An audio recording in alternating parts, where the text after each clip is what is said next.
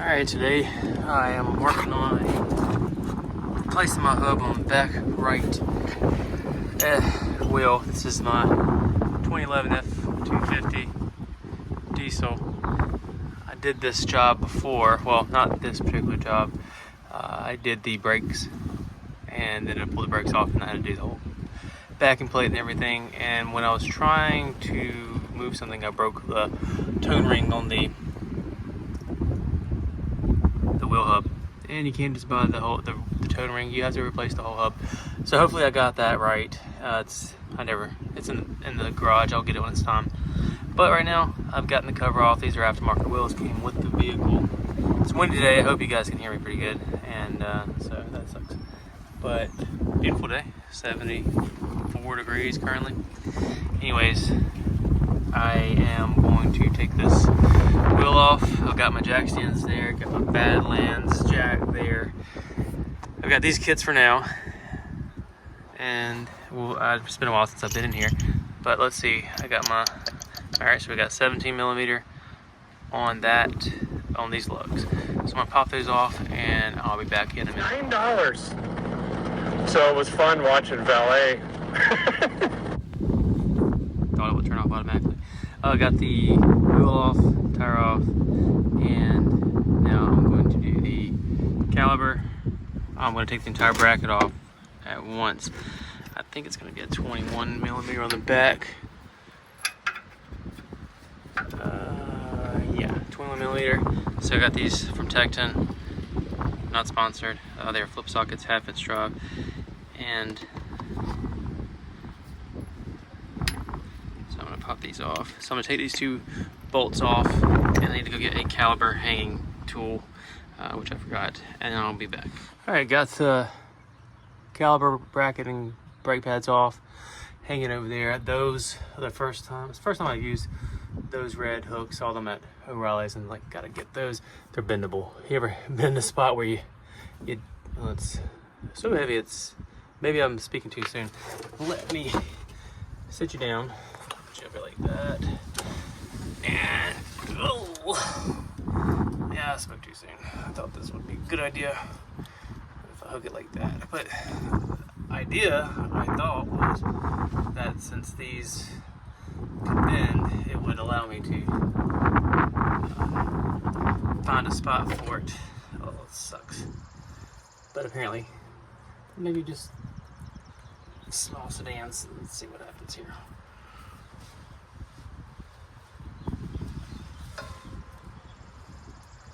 Does this help?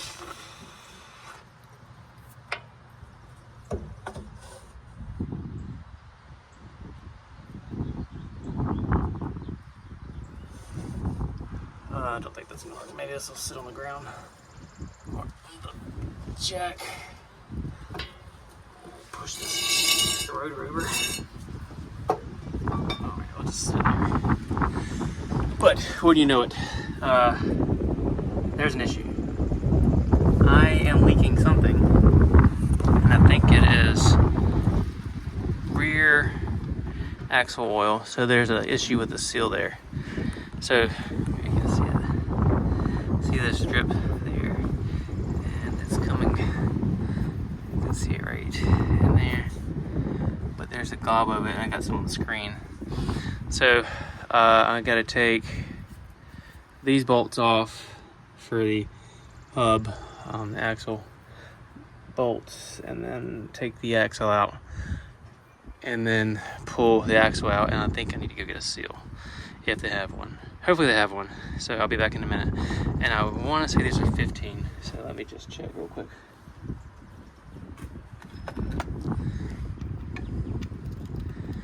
It's a little loose. 14 is probably too small. Yeah, so it's 15. So I'm gonna get those off. I'm gonna get this hub out, and we'll be back in a minute. I think I remember when I did this, we're rushing to go to Disney. I think I did a video on it, but I think I did something. Anyways, and I think I may have reused the old seal, and I might have a different seal in there in my bin over there that I had bought when I was going through all this. But I think I did a video on this before. Maybe it was from when I got back from Disney. Yeah, I think that's what it was. Last year, maybe last June, April, I don't know. But I was doing this, and so there's a video I think only here from that. Anyways, I got the axle out right there. So and there's the axle bolts. I gotta clean them up before I put it back in. Then we gotta take the axle retain nut out. So I got this tool, power tool, because it needs power and it's a tool. It's a W83008, and if it's a 1/2 inch socket, and one of these is reverse that. Anyways, you just pop it off, whichever way it comes off. Then once that's off, then you can pull the hub off, and you can see the inner bearing, I believe. We'll find out in a minute. I've done too many Fords. Then when you put this back on, which we'll do in a little bit, you tighten it all the way, and then you loosen it a couple turns just until it'll spin freely with no play. So as you can see, the wind is sort of blowing my fluid as it falls, so I got it tipped up there. So let me take this off, and I'll be back in a minute. I think once I take this off, I can pop this hub through the brakes. If I get the brake shoes positioned in just the way, I can skeet by it. So if not, I'm gonna have to take the shoes back off, but I think we can get it done. I just recorded a whole bunch and it didn't record. I forgot to hit the record button. I was so excited. Anyways, so let's see if I can do this over again. As I had thought, yes, the seal, I remember doing the seal and just reusing the seal after I pulled it out, put it back in. The seal broke. You can see that that's the ring, and I do remember popping that ring in to get it to seat. And so that seal, I don't know, bushing or whatever sits inside of there and makes it tight so that the oil can't leak out. So the oil comes out here, and then this leaks back through and seeps past there. So I wasn't a lot, so I probably don't have to put a lot back in there. I'll check it before I call it a day on this one. So at this point, what I'm going to do is get that off, and then I'm going to clean it up and go get the other one, the new one, and hopefully I got the right part. Otherwise, this is going to be sitting like this until I do. All right, thank you. And I'm past the return pop period, so be back in a bit. Before things pop off, I wanted to pop this back on and show you what I'm dealing with, and have successfully, unsuccessfully, almost successfully, definitely going to work, maybe. Get that out of the way, my nuts, that might come off. So that I couldn't get that seal off by prying it. It may be seized on from where the rust was there in the pitting, and so I couldn't find anything to go across the hub there, the hole there for the tube, and I came up with that. This is some scrap that we got from a TV my kids enjoyed tearing apart that we got from the dump. And as you can see, it was a race to see who, not a race, get it? A race to see who was going to get first, the seal or that cheap, I guess that's some type of aluminum or maybe steel, thin steel. And it looks like the seal is going to be the loser here. Part of me is concerned that when it gives, it's going to break that sensor and that's going to suck. But I'm in so far, I don't want to risk losing it. I think I can just, I don't think it will. We'll find out. But as you can see, the seal, whatever, it's coming off. I'll figure out the name of this thing one day. But this gear puller was about the only thing that would reach. This gear puller I got from my dad's house after he died. So thanks, Dad. This has come in handy twice this weekend, and I think I've used it once in the past. So Dad's with me, and I think tomorrow is the anniversary of his death. Coincidence. Anyway, so I'm gonna pop this off and then clean that up, and then I'll be back in a minute. I think I'm almost done. All right, got the seal off. Wasn't dramatic at all. Came off nice and cool and calm, and doesn't look rusted at all. So I guess the seal was actually working as far as that. But you can see where it was pitted last time. I think I spent 2-3 hours per side just grinding this down, grinding the rust down, and you know, I'm not gonna get it perfect. So I hope that it wasn't this that was causing the leak. I think it was just that seal. I fashioned it back on there. I'll keep an eye on it. I don't want to take the brakes off. I think it's fine because that just sits there. It just rides there. and there's some give in that rubber, so I don't think that was the issue. I think it was just how I had literally, it came apart. I put it on, took it off, and it came apart, and I just, took a hammer and I just tapped it back in there to hold it. So I just think that it was just where I was trying to makeshift this until I get it fixed. So I don't think there's anything I can do, honestly, to make that any better because of that groove there and absent, I don't know, nothing that I have. Taking it off, it's still going to be, rough. But I mean, it's still sort of smooth, but rough. Anyways, I'm gonna go get the new hub and put it back on. But yeah, I mean, it still looks like the same. Looks good, other than the pitting, which I didn't cause. This whole backing plate and everything was rusted out. I had a special order and everything, and then take everything off and rebuild it essentially. So, all right, be back. All right, got the new one here next to the old one. They look the same, but this one's got purple. Tone ring looks good, and it does have a new seal, which I was thinking it would. So tone ring looks good. Please, Lord, don't let me break this tone ring, and please let this be the fix to my problem. So let me pop this on. I'm gonna take some of that leaky axle grease there, put it on the inside of the round of that seal, and then up there just to make it a little smoother. So I'm assuming it's got a bearing in there and a race. Yeah. So, and you don't have to, from everything I've researched, you don't have to pre-grease these. It's actually bad to pre-grease them because the axle grease does it for you. So I'm not going to pull out with that. This is just a plug and play. Plug it in there, get in there. Don't crack that plastic ring as it goes past the brakes, and wiggle it in. And then put the outer bearing in, and the hub nut on there, and then just tighten it down slowly and get it past those brakes. So next time I pop back in, it will be done. Alright, got it jacked up really high on this side. The idea is that you get it higher than the road diff, and I'm going to try to eyeball and get some of this 75W140. I'm pretty sure that's what it is, because it was right there on top, and the book says that the Dana axles have this and the Ford axles have the 7590. I'm pretty sure this is a Dana axle. We'll find out. But I think this is what I used. I wouldn't have this unless I used it. It's because it has a gear lubricant on it. So limited slip friction modifier included. So let's see if I can get this. Which way does it want to go? Wrong way, fluid. Okay.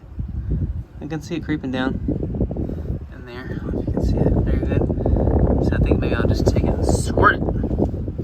Squirt it. Is that working? Somewhat. Oh, hey, there's no wood over here. Squirt some more.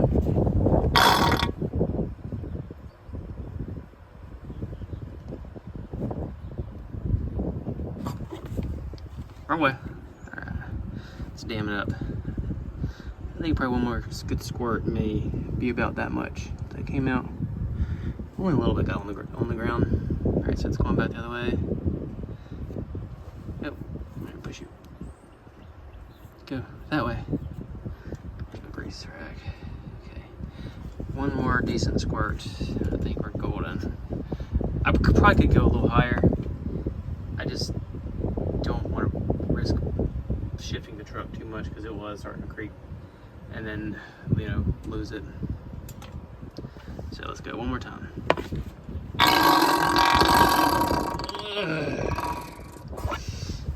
Yeah, I feel good. Alright, that should do it. Let this kind of work its way back that way, then sit the axles back in. I'm going to take those to my wire wheel and get that Loctite off, bringing up my new Loctite, coming to torque those down. I want to say from memory those are 80 pounds, but I'll check the book before I do torque them down. But I think it's, let me take that back, I think it's 55. 55 foot-pounds. So I will go check the book and come back, and you'll find out with me. All right. All right, got those axle nuts and caliper bracket bolts done. Put a little touch of Loctite on each one of them, and set these over here. Got this from my wife's granddad. I had to rebuild the insides and rewire it and replace the light with LED, but I replaced that, but that works good now. I had to order a special switch off of Amazon. All right, so let's go look at the book. Right up here, and I'm saying 55 spec. And so axle, let's go to the index first. Axle.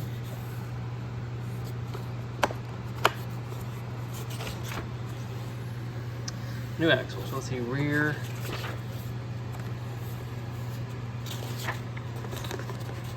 Oh, front axle, so maybe rear axle.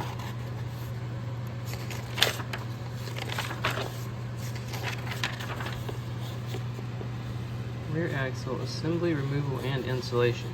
8-4. So usually at the beginning of that chapter is where the specs will be. 8-4. Let's see. Torque specs. Hub lock screws, 53 inch-pounds. Rear axle shaft flange bolt. Oh, Dana's 98. Ford is 10.5 inch. Is 80. Rear axle. So I think, since I'm pretty sure it's the Dana 98. I was wrong. I did say 80 earlier, but it's 98. But I'm gonna torque it. I ain't gonna break it, so let me get my torque wrench and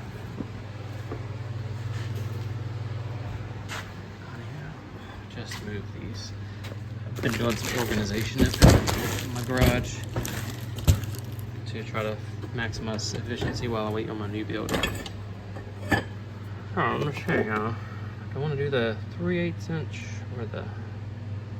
Let's do the 1/2 inch. That way I have a greater risk of breaking the flange bolts. All right, let's move. All right, got her back together. I was able to get these down to 98 foot-pounds without any problems. I just did offset pattern, crisscross. I got it to where it just would beep. Then once it beeped, I went back around and then got them to where it would fully beep. So the first time around, I just got it to where it would go beep, beep, beep, beep when you're getting close, and then circle back around and just did around until there were solid beeps. Because you definitely don't want to break that off, because I think that might mean brand new hub, which I just put a brand new hub on there, and so, or not. Anyways, 98 foot-pounds worked. Brakes are back on. Drums back on. I hope. I always forget something. Am I forgetting something? I don't see any parts. This could be the first. This could be the first that I did it all and didn't forget anything. All right. This feels a little off. Something's wrong. I did this too good. Maybe I'm getting better. We'll find out.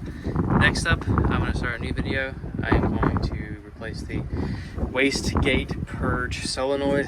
It's right there. I bought it used off of eBay. So look at my other videos if you're interested in that. Apparently it's what fixes the loud noise after you shut it down and while you're running and idling that you can hear. All right, y'all have a good day, and bye. All right, I have now gotten in the car. I drove it down.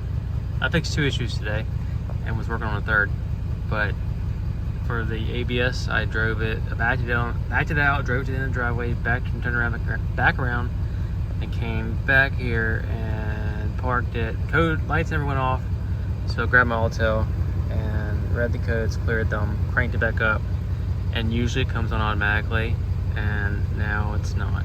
I think that battery is on, just where I checked the ABS just a second ago. So I'm gonna turn it back off. Usually that warning light comes on automatically. Ding, ding, ding, ding. I'm gonna turn it back off. Turn it on. Wait for the. There we go. Battery lights off. Check engine lights off. No codes. other than doors being on the jar. So cool deal. Think that fixed it. So I hope this helped. Y'all have a good day, and talk to you later. Bye.